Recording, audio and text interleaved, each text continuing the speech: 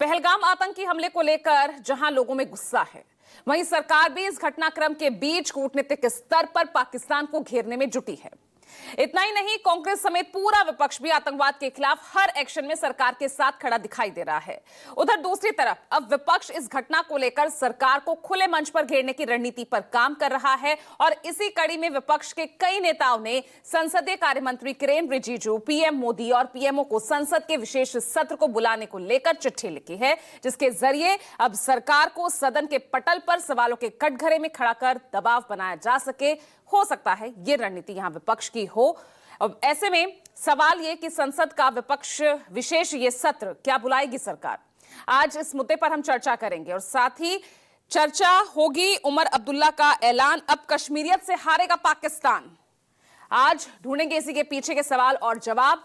बड़ा पैनल हमारे साथ मौजूद है। आगे बढ़ूं उससे पहले इस नापाक आतंक के खिलाफ एक्शन के बीच बढ़ी सियासी टेंशन को लेकर क्या प्रतिक्रियाएं सामने आई है, पहले वो सुनिए। इस हमले के लपेट में आया है। ये सही है स्पीकर साहब, ये पहला हमला नहीं था।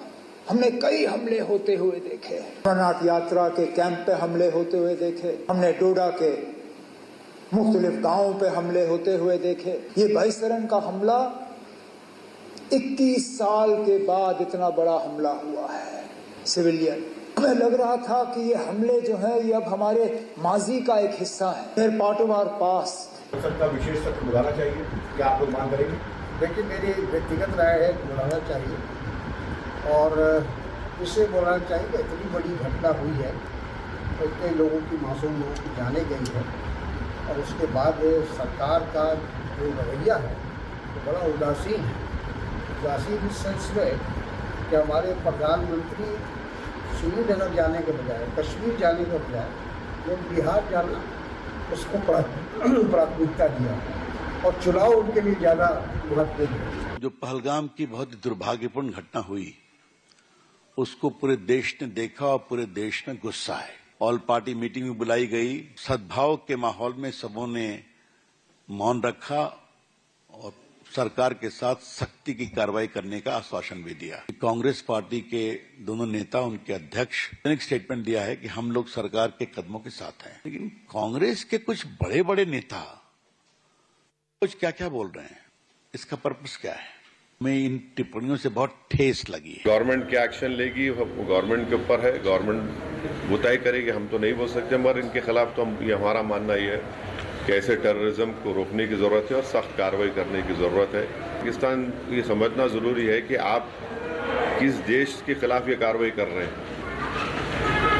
उनका जो एनुअल बजट है, हमारी मिनिस्ट्री ऑफ डिफेंस का बजट उससे बढ़ के है और वो लोग जो है 30 साल पीछे भारत से। मेरा मानना है कि आज पूरा देश एक स्वर में बोल रहा।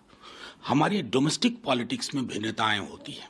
भारतवर्ष की अवधारणा को लेकर के भाजपा का जो गठबंधन है और हमारा जो गठबंधन है वो भिन्न सोच रखता है, लेकिन राष्ट्र की सुरक्षा, अखंडता और आतंकवाद जैसे मसलों पर हम एक स्वर में बोल रहे हैं। पूरा देश एक आगे बढ़ेगा। एक तरह की सोच रखी जाएगी। जब देश के ऊपर इस तरीके का हमला हो, ऐसे में जरूरी है कि पूरा भारत उसके खिलाफ एकजुट दिखे और इसमें विपक्ष की भी एक बहुत अहम भूमिका है और मुझे लगता है अपनी जिम्मेदारी को विपक्ष को गंभीरता से लेना चाहिए। जरूरी है ऐसे में पूरा देश एकजुट होकर आतंकवाद के खिलाफ मुंह तोड़ जवाब दे।